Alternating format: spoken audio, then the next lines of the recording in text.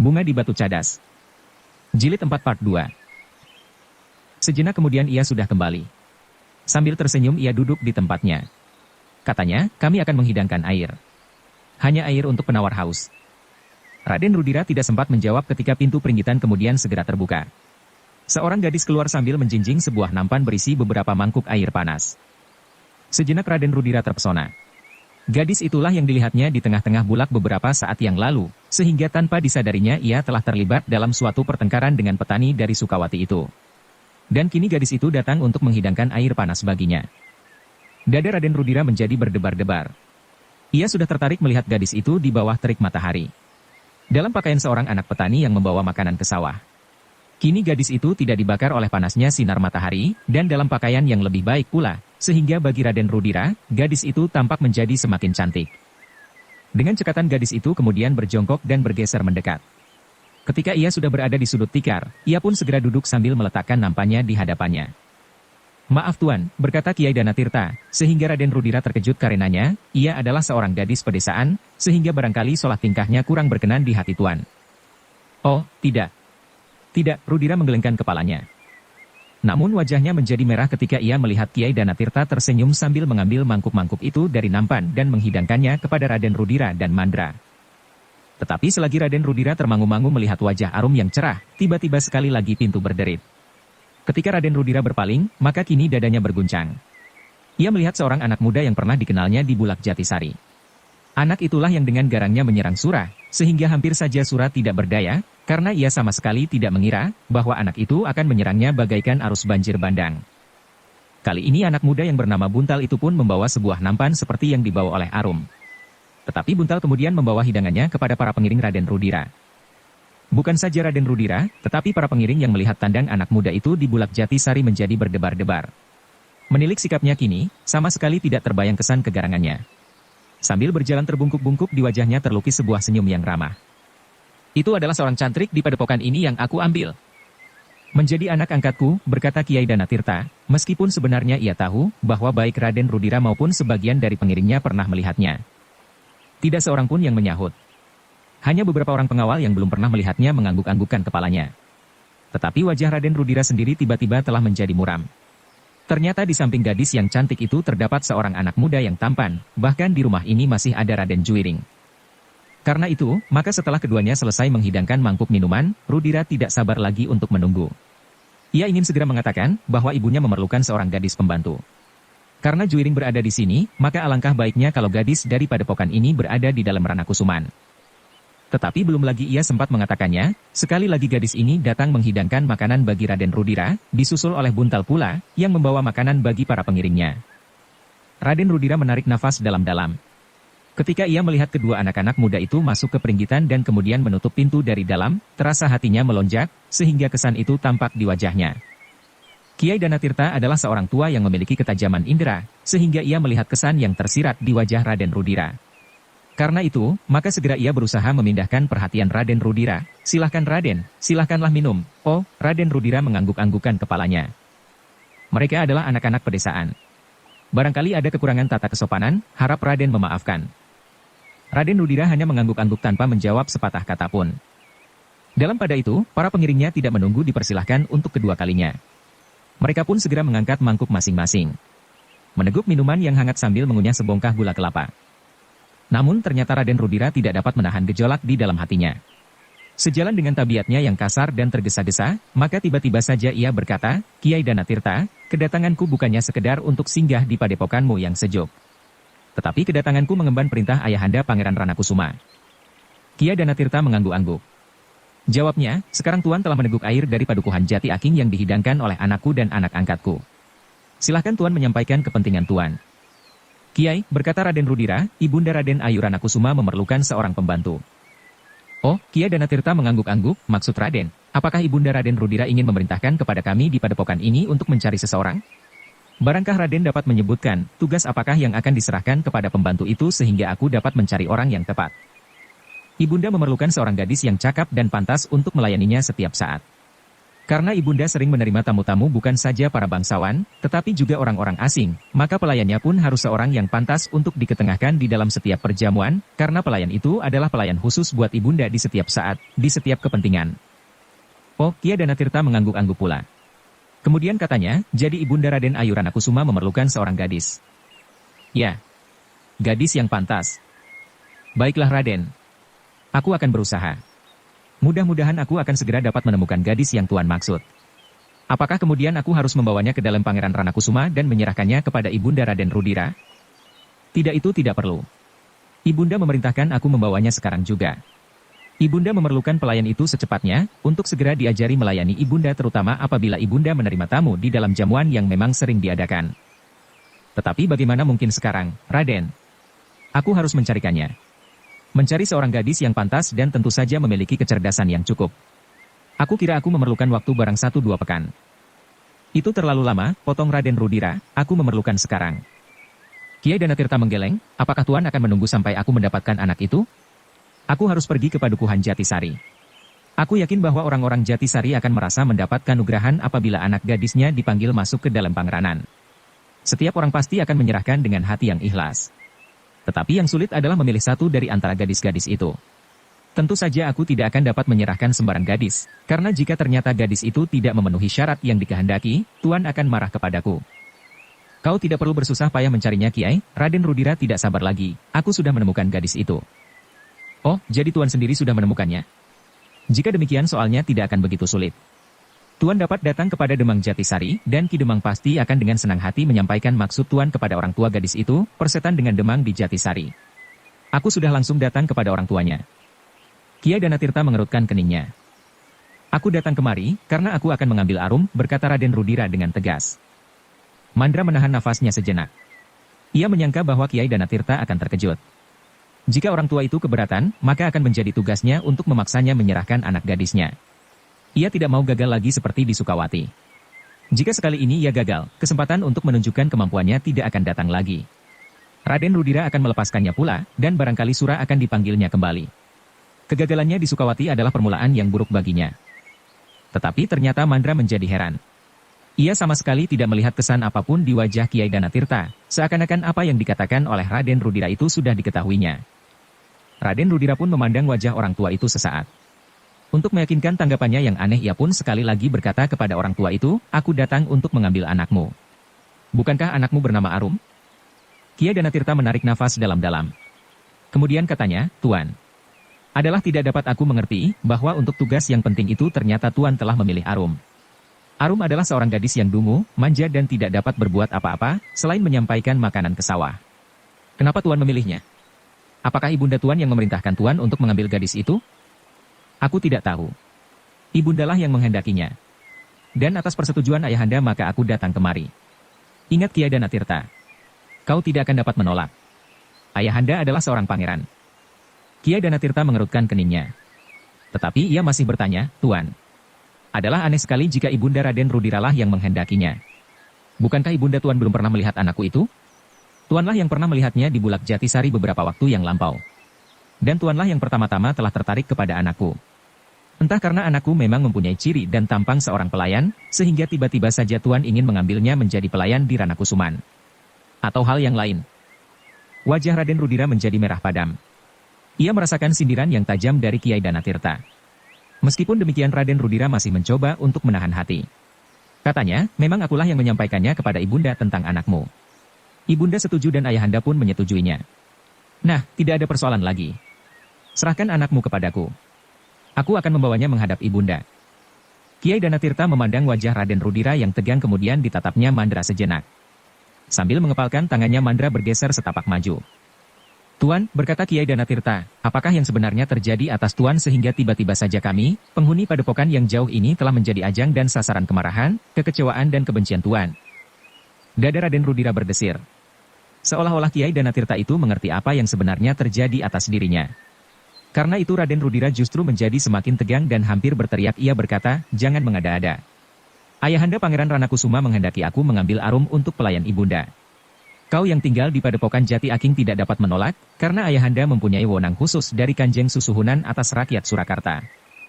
Tuan, berkata Kiai Danatirta, aku tidak akan menolak wewenang khusus itu. Tetapi bagaimanakah jika seorang yang lain, yang juga mempunyai wewenang yang serupa menghendaki lain? Ada beberapa tingkat kekuasaan para bangsawan. Pada umumnya yang lebih tualah yang lebih berhak. Tetapi bagaimanakah jika karena sesuatu hal terjadi tidak demikian? Cukup. Aku tidak peduli. Sekarang aku memerlukan Arum. Jika ada kekuasaan yang lebih tinggi yang dapat menolak perintah ini, lekas katakan. Tetapi Kiai Danatirta menggeleng, aku tidak dapat mengatakan Tuan, siapakah yang berkeberatan atas perintah Pangeran Ranakusuma lewat Tuan dan aku juga tidak dapat mengatakan kekuasaan manakah yang akan dapat mencegahnya. Tetapi lebih daripada itu, aku adalah ayahnya. Aku mohon kepada Tuan, agar Tuan tidak mengambilnya sekarang. Aku akan mencoba mendidiknya agar ia menjadi seorang gadis yang dapat menempatkan dirinya di antara kaum bangsawan. Itu tidak perlu. Ibunda akan mengajarinya. Tetapi Arum masih terlalu bodoh Tuan. Aku harus memberikan dasar lebih dahulu sebelum ia berada di dalam Ranakusuman. Apalagi, Arum adalah anak yang manja, yang belum pernah terpisah dari keluarganya. Ia sudah cukup dewasa untuk hidup dalam lingkungan yang lebih baik. Tidak di padepokan yang sepi. Ia akan berkembang menjadi seorang gadis yang memiliki pengetahuan melampaui kawan-kawannya di padepokan dan bahkan di seluruh Kademangan Jatisari.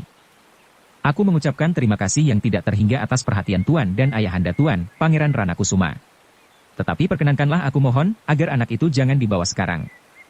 Tidak, Raden Rudira hampir kehilangan kesabaran, kau jangan membantah. Kau tidak mempunyai hak menolak perintah yang diberikan oleh ayahanda. Suruhlah anakmu bersiap.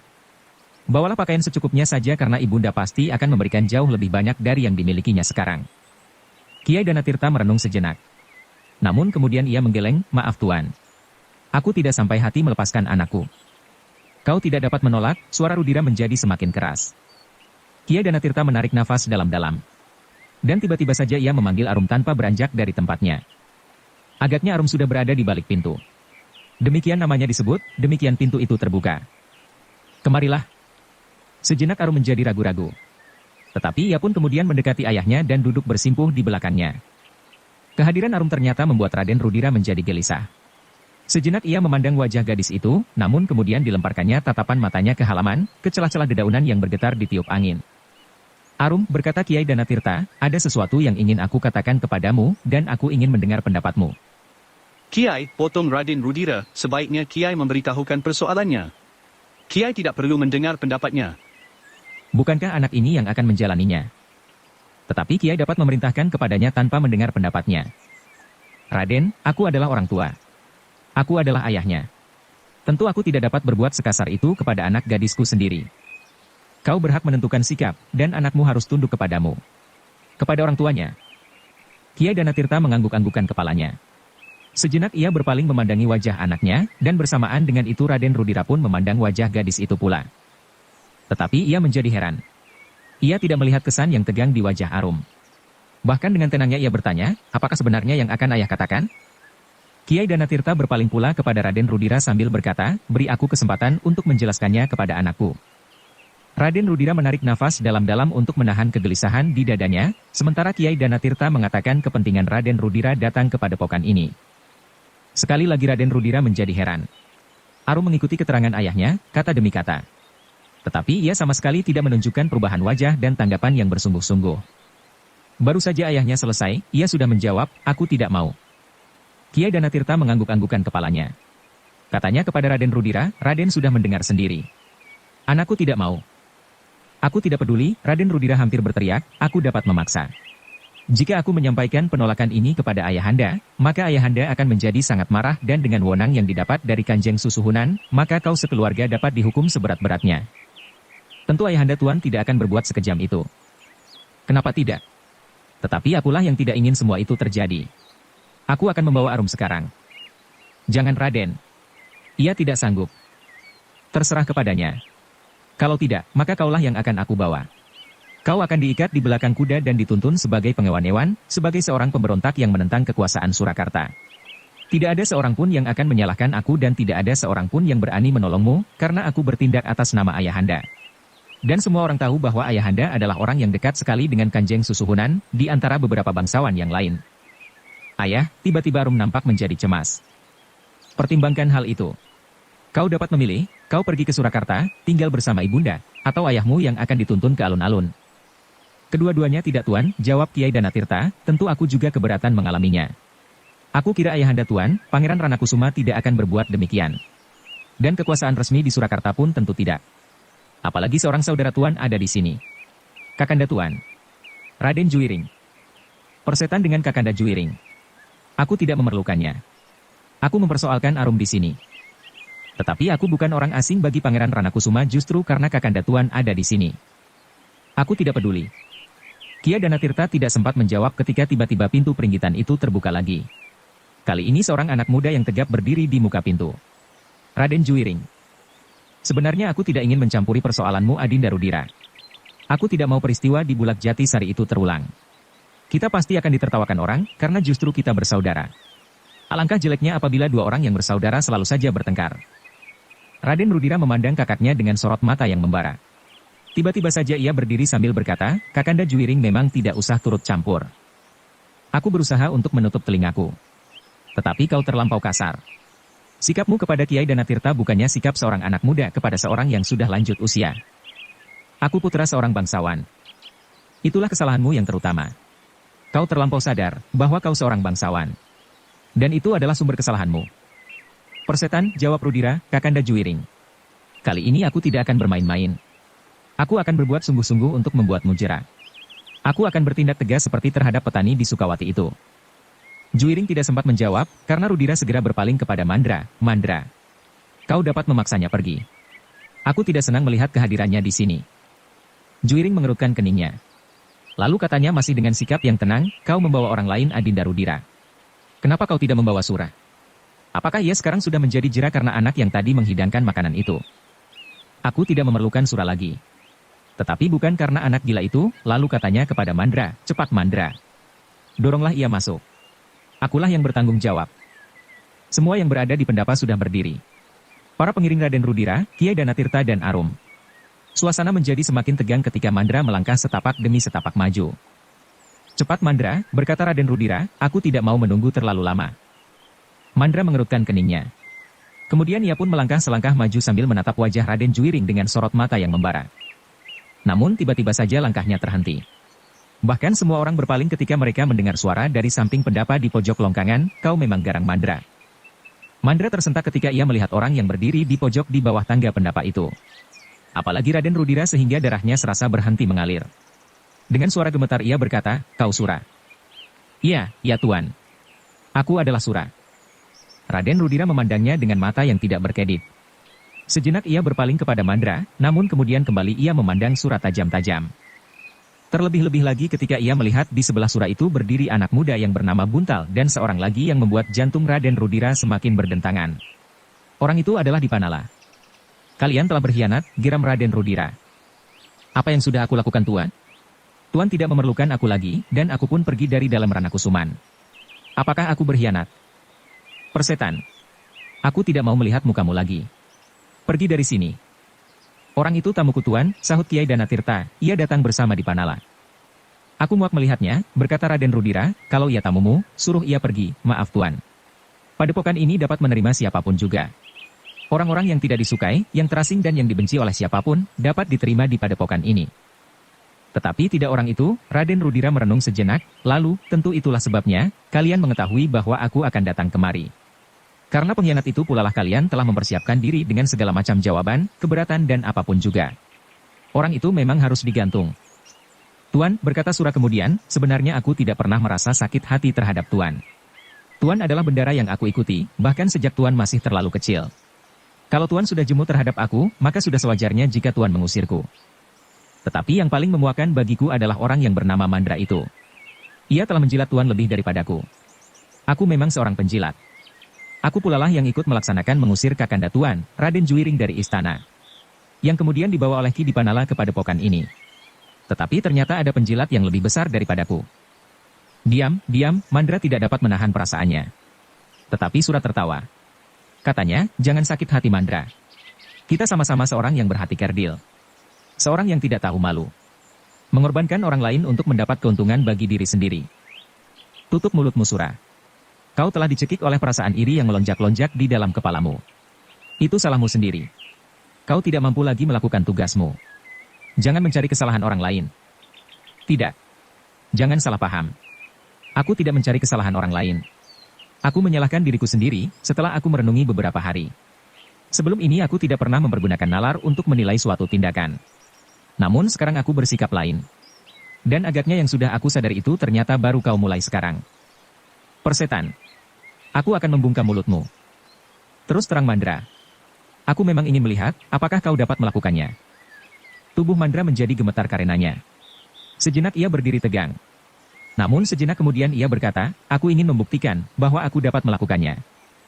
Sura bergeser setapak. Katanya, aku sudah siap. Aku akan meminjam halaman padepokan ini sejenak, siapakah yang akan berhasil membungkam mulut kita masing-masing. Kau atau aku, kau akan menyesal. Lalu Mandra berpaling kepada Raden Rudira, Raden, perkenankanlah aku menyelesaikan orang ini lebih dahulu. Ternyata orang-orang di padepokan ini merasa tidak gentar terhadap kehadiran kita karena di sini ada orang ini. Raden Rudira merenung sejenak, lalu, terserah kepadamu, nah, kau sudah mendapat izin Mandra. Marilah kita mencobanya. Aku memang mendahului kedatanganmu, dan minta kesempatan ini kepada Kiai Danatirta sebelum ia berbuat sesuatu atasku karena kesalahanku beberapa waktu yang lalu. Mandra tidak sabar lagi menunggu. Ia pun segera meloncat turun ke halaman. Raden Rudira. Kiai Danatirta dan orang-orang lain pun mengikutinya dan membuat sebuah lingkaran mengelilingi kedua orang raksasa yang sudah berhadap-hadapan itu. Kita mengambil saksi, berkata Sura, aku harap kedua bersaudara, Raden Rudira dan Raden Juiring menjadi saksi dari perkelahian ini. Apakah kita akan mempergunakan senjata atau tidak? Tidak, tidak, Kiai Danatirtalah yang menyahut, jika kalian mempergunakan senjata, kalian harus pergi dari halaman ini. Aku setuju. Bagaimana dengan kau? Mandra menggeretakkan giginya. Katanya, sebenarnya aku ingin memenggal lehermu. Tetapi, baiklah. Kita tidak bersenjata. Mandra pun kemudian melepaskan senjatanya dan melemparkannya menepi. Nah, kita dapat segera mulai. Apakah tandanya bahwa salah seorang dari kita sudah kalah? Bertanya Sura. Mati, teriak Mandra. Tidak. Tidak, sekali lagi Kiai Danatirta menengahi, aku tidak mau melihat pembunuhan terjadi di sini. Sura memandang Mandra dengan tatapan mata yang aneh. Ia tidak menyatakan pendapatnya tentang hal itu, sehingga Mandralah yang menyahut, sampai kita meyakini kemenangan kita. Sura sama sekali tidak menyahut. Tetapi ia sudah benar-benar mempersiapkan dirinya. Kesempatan inilah yang ditunggunya. Hatinya yang panas karena sikap Mandra memerlukan penyaluran agar tidak selalu menghentak-hentak di dalam dadanya. Sura tidak peduli lagi, apakah dengan demikian ia akan ditangkap oleh Raden Rudira dan pengiringnya, kemudian dibawa dan diadili di dalam Ranakusuman. Ia tidak peduli lagi seandainya ia akan dikubur hidup-hidup di halaman belakang atau di samping kandang. Tetapi sakit hatinya sudah dilepaskannya. Bahkan seandainya ia akan dapat dikalahkan sekalipun oleh Mandra dan dicekiknya sampai mati, ia tidak akan mempedulikannya lagi. Demikian juga agaknya dengan Mandra. Ia pun menunggu kesempatan ini. Kesempatan untuk menunjukkan kelebihannya dari Sura. Kegagalannya di Sukawati hampir-hampir menghilangkan kepercayaan Raden Rudira yang sedang tumbuh. Jika ia kini dapat mengalahkan Sura, maka yakinlah bahwa ia akan dapat menggantikan kedudukan Sura sebagai lurah para abdi di Ranakusuman. Namun sekali-sekali dadanya berdesir jika dilihatnya Dipanala ada di halaman itu pula. Dipanala adalah orang yang tidak begitu disukai di dalam Ranakusuman. Tetapi tidak ada yang dapat mengusirnya. Bahkan Pangeran Ranakusuma pun tidak pernah berbuat apapun atasnya. Persetan dengan Dipanala. Di sini ada Raden Rudira. Jika ada persoalan dengan Dipanala, biarlah Raden Rudira yang menyelesaikannya, berkata Mandra di dalam hatinya. Demikianlah kedua orang yang dibakar oleh dendam dan nafsu itu telah berdiri berhadapan. Beberapa orang yang mengelilinginya menjadi berdebar-debar. Kiai Danatirta pun menjadi berdebar-debar pula. Apalagi jika ia melihat sorot mata pada kedua orang raksasa yang berdiri di tengah-tengah lingkaran itu. Sorot mata yang memancarkan kebencian, dendam, dan yang lain nafsu ketamakan dan pamrih yang berlebih-lebihan. Di sekeliling arena itu berdiri dengan tegangnya Raden Rudira bersama pengiringnya, Raden Juiring, Buntal, Arum dan Ki Dipanala, sedang di kejauhan beberapa orang penghuni padepokan itu pun berdiri dengan termangu-mangu. Tetapi mereka tidak berani mendekat karena mereka tahu bahwa orang yang berdiri berhadapan di tengah-tengah itu adalah orang-orang yang sedang marah dan siap untuk berkelahi. Sejenak halaman padepokan Jati Aking itu dibakar oleh ketegangan yang memuncak. Perlahan-lahan kedua raksasa yang marah itu saling mendekat. Di dalam kesiagaan sepenuhnya terdengar Mandra menggeram, jangan menyesal kalau kau tidak akan bangun lagi Sura. Riwayat petualanganmu akan habis sampai di sini. Jika kau berhasil, maka riwayat petualanganmu baru dimulai hari ini. Ternyata kau seorang penjilat yang lebih baik dari aku. Kemarahan Mandra tidak lagi tertahankan. Karena itu, maka ia pun segera meloncat menyerang lawannya dengan garangnya. Tetapi Sura pun sudah siap menghadapi setiap kemungkinan, sehingga karena itu, maka ia pun dengan tangkasnya menghindari serangan yang pertama itu dengan sebuah loncatan pendek. Demikianlah maka perkelahian itu pun segera mulai dengan dilandasi oleh kebencian yang sangat. Karena itulah maka perkelahian itu pun segera meningkat menjadi semakin seru. Masing-masing tidak lagi mengekang diri, dan bahkan dengan sepenuh tenaga berusaha untuk segera mengalahkan lawannya. Ketika tangan-tangan mereka telah mulai dibasahi oleh keringat, maka tidak ada lagi yang tersirat di dalam hati, selain mengalahkan lawannya dan bahkan membunuhnya sama sekali meskipun mereka tidak bersenjata. Tetapi ternyata keduanya adalah orang-orang yang memiliki kemampuan berkelahi yang luar biasa. Ketahanan tubuh mereka benar-benar mengagumkan. Sebagai raksasa di ranah kusuman keduanya memiliki tenaga yang luar biasa.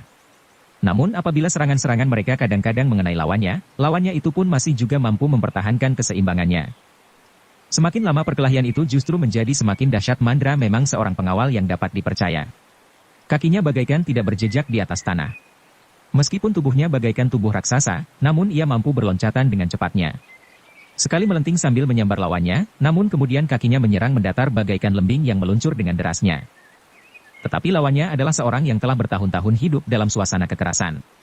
Sura adalah lambang dari kekuasaan Raden Rudira yang dialasi dengan kekuatannya untuk bertahun-tahun lamanya. Namun tiba-tiba lambang itu kini menjadi goyah. Tetapi kemampuan Sura ternyata tidak goyah. Ia masih mampu bertempur sebaik beberapa tahun yang lampau. Bahkan oleh kemarahan dan wajah Raden Rudira yang merah seakan-akan menjadi semakin menyala karenanya. Bahkan kemudian terdengar ia menggeretakkan giginya sambil berkata, "Aku dapat memaksakan kehendakku." Kebencian yang menyala di hatinya, maka seakan-akan tenaganya kini menjadi berlipat. Tangannya yang kadang-kadang bagaikan membeku di depan tubuhnya, tiba-tiba saja bergerak menyambar lawannya. Dengan jari-jarinya yang mengembang, Sura merupakan orang yang sangat berbahaya. Tandangnya yang kasar dan garang menggetarkan dada setiap orang yang menyaksikan di seputar arena itu. Raden Juiring memandang perkelahian itu dengan tajamnya. Di halaman padepokan Jati Aking ini telah terjadi perkelahian antara hamba-hamba dari dalam ranah kusuman ditunggui oleh adiknya Raden Rudira. Inilah ciri kekuasaan Rudira, berkata Juiring di dalam hatinya, ia telah menimbulkan dengki dan iri hati di antara pelayan-pelayan di dalam lingkungannya. Sengaja atau tidak sengaja ia telah menyambung kedua raksasa ini. Juiring menarik nafas dalam-dalam. Sejenak dipandanginya wajah Rudira yang tegang.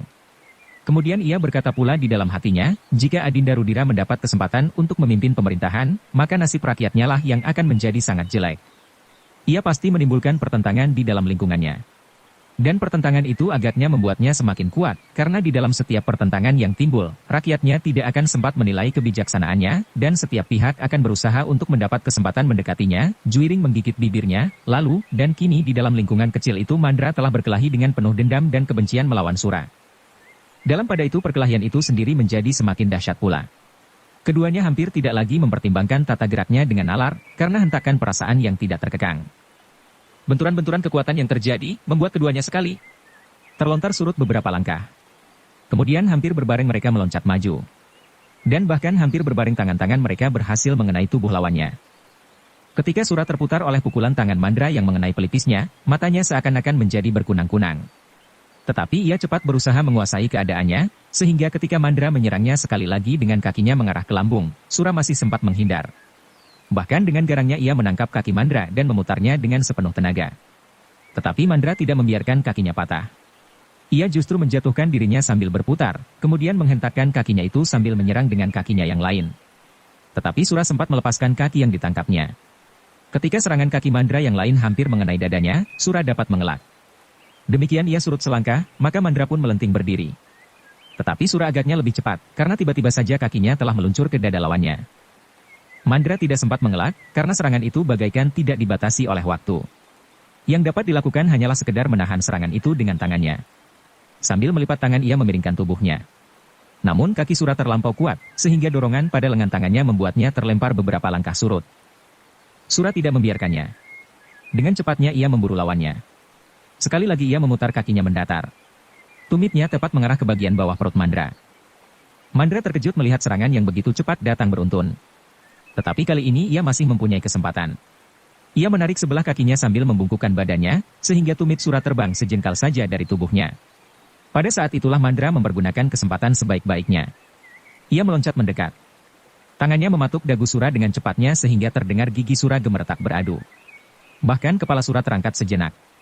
Pada saat itulah Sura mengeluh pendek. Tangan Mandra yang lain ternyata tepat mengenai perut Sura. Sehingga Sura terbungkuk sejenak. Saat itu dipergunakan oleh Mandra sebaik-baiknya. Dengan kedua tangannya ia berusaha memukul tengkuk Sura, sehingga dengan demikian ia berharap dapat segera mengakhiri perkelahian. Tetapi Sura yang masih sempat berpikir tidak membiarkan tengkuknya dikenai. Karena itu, selagi Mandra mengayunkan tangannya, Sura bergeser sedikit karena ia tidak mungkin berbuat lebih dari itu. Namun yang sedikit itu ternyata telah menyelamatkan tengkuknya. Tangan Mandra yang menghantam keras sekali itu ternyata mengenai pundak lawannya. Sura menyeringai menahan sakit. Tetapi akibat pukulan itu tidak membuatnya pingsan seperti seandainya tangan itu mengenai tengkuknya. Mandra tidak mau melepaskan kesempatan itu. Ketika ia sadar bahwa tangannya tidak berhasil mengenai tengkuk lawannya, maka sekali lagi ia berusaha mengulangi, selagi Sura masih belum sempat beranjak dari tempatnya, bahkan agaknya ia masih sedang menahan sakit. Tetapi ketika Mandra sekali lagi mengangkat tangannya, Sura mempergunakan kesempatan yang ada padanya. Dengan sisa tenaganya ia membenturkan dirinya ke dada Mandra. Bahkan ia masih sempat mengangkat lututnya dan langsung menghantam perut lawannya dengan kerasnya, sementara tangannya masih juga berusaha mencengkam leher. Mandra terkejut sekali mengalami serangan yang tidak diperhitungkannya. Selagi tangannya sedang terangkat, ia terdorong dengan derasnya, sehingga ia tidak mampu lagi mempertahankan keseimbangannya. Sejenak kemudian keduanya jatuh berguling. Sura yang telah melepaskan segenap kekuatannya pun tidak dapat bertahan lagi, dan jatuh menimpa Mandra. Beberapa saat keduanya berguling-guling. Namun sejenak kemudian keduanya sempat juga berdiri. Tetapi ternyata bahwa kekuatan mereka telah hampir terkuras habis. Dari mulut Sura tampak meleleh darah yang merah kehitam-hitaman, sedang sambil menyeringai Mandra memegangi perutnya yang bagaikan lumat. Sejenak keduanya berdiri termangu-mangu. Nafas mereka meloncat satu-satu dari lubang hidung. Ketika dengan tangan kirinya, Sura mengusap mulutnya, maka tangannya pun menjadi merah oleh darah. Melihat darah itu mata Sura menjadi semakin menyala. Tetapi ia tidak dapat ingkar, bahwa tenaganya semakin lama menjadi semakin tipis, dan nafasnya pun menjadi semakin dalam di dasar perutnya. Arum yang juga menyaksikan perkelahian itu menjadi ngeri. Meskipun ia sudah mempelajari olah kanuragan, tetapi ia jarang sekali melihat kekerasan yang sebenarnya. Dan kini ia melihat dua orang raksasa sedang bertempur mati-matian di halaman rumahnya, terasa bulu-bulu gadis itu meremang. Rasa-rasanya tangannya bergetar dan kadang-kadang bergerak-gerak tanpa disadarinya. Bahkan kadang-kadang seakan-akan tangan-tangan yang kasar dari kedua raksasa itu telah menyentuh tubuhnya. Sekilas ia memandang wajah ayahnya yang tegang. Ia tahu bahwa ayahnya adalah seorang yang memiliki ilmu yang hampir sempurna. Ia yakin bahwa kedua orang yang sedang bertempur itu sama sekali bukan orang-orang yang mengagumkan bagi ayahnya. Namun dalam pada itu, Arum melihat suatu segi dunia yang rasa-rasanya lain dari dunia yang dikenalnya sehari-hari. Kedamaian di padepokan Jati Aking yang sejuk serta hubungan yang ramah di antara penghuninya. Meskipun mereka berlatih ilmu olah kanuragan, namun Arum belum pernah melihat kebencian yang sebenarnya seperti yang dilihatnya kini. Ia melihat pertengkaran di Bulak Jatisari, dan perkelahian di antara saudara-saudara seperguruannya dengan para pengiring Raden Rudira, adalah sebagai suatu pertentangan yang masih dapat dilihatnya sebagai suatu peristiwa yang dapat saja terjadi. Tetapi kali ini terpancar dari tatapan mata keduanya, kebencian yang melonjak-lonjak. Bukan sekedar persoalan yang tiba-tiba saja timbul karena perbedaan pendapat, tetapi mereka agaknya sudah menyimpan dendam di hati masing-masing. Demikianlah Arum mulai menjumpai lontaran dendam. Dendam yang tersimpan di hati, yang pada suatu saat memerlukan lontaran yang dahsyat. Sejenak Sura dan Mandra masih berdiri berhadap-hadapan dengan nafas yang tersengal-sengal. Tampak bahwa kekuatan keduanya sudah jauh susut. Namun dendam yang membara di hati masih tetap membakar perasaan mereka, sehingga dengan demikian mereka sama sekali tidak menghiraukan kenyataan, bahwa sebenarnya mereka sudah menjadi sangat lelah. Raden Rudira pun menjadi berdebar-debar. Kehadiran Sura di padepokan itu sama sekali di luar perhitungannya. Pengkhianat itu memang harus mati, geram Raden Rudira, kenapa Mandra tidak bersenjata saja dan memenggal lehernya sama sekali. Tetapi Raden Rudira tidak dapat berbuat lain kecuali memperhatikan saja perkelahian yang berlangsung itu. Ternyata bahwa baik Sura maupun Mandra tidak mau surut dari arena. Setelah nafas mereka agak teratur, mereka pun saling mendekat dan tanpa berkata sepatah kata pun, Mandra telah mulai menyerang lawannya. Meskipun serangannya sudah tidak segarang semula, namun lawannya pun juga sudah tidak lagi cukup cekatan. Sehingga karena itu, maka ayunan serangan mereka kadang-kadang sama sekali tidak terarah lagi, meskipun lawannya tidak menghindar. Bahkan kadang-kadang mereka terseret oleh ayunan tangannya sendiri dan terhuyung-huyung jatuh tertelungkup. Namun lawannya yang masih dibakar oleh nafsunya untuk memenangkan perkelahian itu dan yang dengan tergesa-gesa ingin mempergunakan kesempatan, ternyata kemampuan tubuhnya tidak lagi memungkinkan, sehingga justru ia pun terjatuh sendiri hanya karena kakinya tersentuh sebuah batu kecil. Demikianlah perkelahian itu sudah berubah bentuknya. Tenaga kedua orang itu sama sekali tidak mampu lagi mengimbangi dendam yang masih menyala di hati. Seakan-akan mereka masih ingin menghancur lumatkan lawan masing-masing, seolah-olah mereka masih mempunyai tenaga yang cukup untuk meremas gunung dan mengeringkan lautan. Namun setiap kali mereka berdiri, maka kaki mereka menjadi gemetar dan seakan-akan tulang belulang mereka telah menjadi selemas serat nanas. Akhirnya, betapapun mata mereka masih menyala, namun keduanya sudah tidak mampu lagi untuk berbuat sesuatu. Sura berdiri terhuyung-huyung sambil mengusap bibirnya yang berdarah, sedang Mandra bertelekan pada pinggangnya, untuk menahan perasaan mual yang mengaduk perutnya. Kiai Danatirta yang melihat bahwa perkelahian itu sudah mendekati akhirnya, menarik nafas dalam-dalam. Ternyata kekuatan dua orang raksasa itu berimbang. Karena itu, maka katanya kemudian, sudahlah. Marilah Kisanak, kita sudahi kebencian yang menyala di hati kalian masing-masing. Marilah kita duduk sejenak untuk beristirahat. Tidak ada gunanya kita selalu dicengkam oleh dendam dan kebencian. Sura dan Mandra tidak sempat menjawab karena nafas mereka yang memburu, bahkan seakan-akan hampir terputus di kerongkongan. Namun dalam pada itu dada Raden Rudiralah yang serasa menyala. Terbayang kegagalan lagi yang akan ditemuinya di padepokan ini. Kegagalan demi kegagalan harus ditelannya. Alangkah pahitnya. Dengan wajah yang merah padam tiba-tiba terdengar suaranya menggelegar, "Sura, kau sudah berkhianat lagi. Ternyata kau sudah mendahului aku, dan mengabarkan kehadiranku kepada Kiai Danatirta. Apakah keuntunganmu dengan berbuat demikian?" Sura memandang Raden Rudira yang rasa-rasanya agak kabur. Namun di sela-sela nafasnya yang terengah-engah ia berkata, "Ya. Aku memang mendahului setelah aku mendengar kalian membicarakan rencana ini di kandang kuda." "Persetan," geram Raden Rudira, "apakah kau tahu akibat dari perbuatanmu?" "Aku mengharap akibat inilah yang terjadi. Aku berharap bahwa aku akan dapat melumatkan Mandra. Tetapi aku ternyata gagal." "Anak demit," sahut Mandra, "akulah yang akan melumatkan kepalamu." Sebuah senyum yang masam tampak di bibir Sura, "Kita melihat kenyataan ini. Tetapi kau tidak akan terlepas dari hukuman pengkhianatanmu," sahut Raden Rudira lalu dipandanginya Kiai Danatirta, "Kau jangan melibatkan diri pada pengkhianatannya. Biarlah ia menanggungnya sendiri." Kiai Danatirta memandanginya pula. Sorot keheranan memancar dari sepasang matanya yang lembut. Dengan terbata-bata ia bertanya, "Apakah aku tuan anggap terlibat dalam persoalan antara kedua abdi tuan ini?" Pertanyaan itu ternyata membingungkan Raden Rudira. Namun kemudian ia menjawab lantang, "Ya. Kau sudah melindungi pelayanku yang berkhianat. Dengan demikian kau akan terlibat pula karenanya." "Raden," berkata Kiai Danatirta, "aku tidak mengetahui sama sekali persoalan antara kedua abdi tuan ini. Persoalan tuan di sini adalah persoalan gadis itu." "Tetapi kau sudah mempergunakan orang yang tidak aku sukai lagi untuk mengacaukan pembicaraan kita.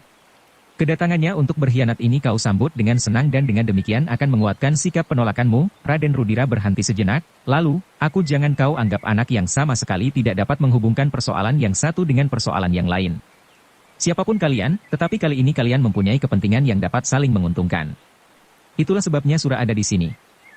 Kiai Danatirta menarik nafas dalam-dalam. Dengan hormatnya ia menjawab, "Memang kadang-kadang sikap seseorang dapat menimbulkan akibat yang tidak dikehendakinya sendiri. Sebaiknya aku tidak ingkar, bahwa sebenarnya lah abdi tuan yang bernama Sura itu datang mendahului tuan. Tetapi yang penting baginya, bukan karena tuan akan mengambil anakku. Ia ingin mendapat kesempatan untuk melepaskan dendamnya terhadap kawannya yang bernama Mandra itu. Dan kau yang menyebut dirimu Kiai Danatirta ternyata telah membakar nafsu dendam di hati seseorang. Bukan itu. Lebih baik dendam itu meledak di bawah saksi serupa ini daripada mereka mencari kesempatan sendiri. Tentu hal itu akan menjadi jauh lebih berbahaya. Bukan itu. Yang penting bagimu, kau dapat menggagalkan niat kami membawa anakmu," potong Raden Rudira, "tetapi kau keliru. Meskipun seandainya Mandra tidak lagi dapat memaksamu karena ia harus berdiri berhadapan dengan pengkhianat itu, aku masih membawa beberapa pengiring yang akan dapat memaksamu." Kata-kata itu ternyata bagaikan api yang menyentuh telinga Buntal. Tetapi ketika ia bergeser setapak juiring telah menggamitnya. Agaknya anak muda itu dapat berpikir lebih tenang dari Buntal. Bersambung ke Jilid 4 Part 3. Dukung kami dengan subscribe, follow, like, komen dan share. Terima kasih.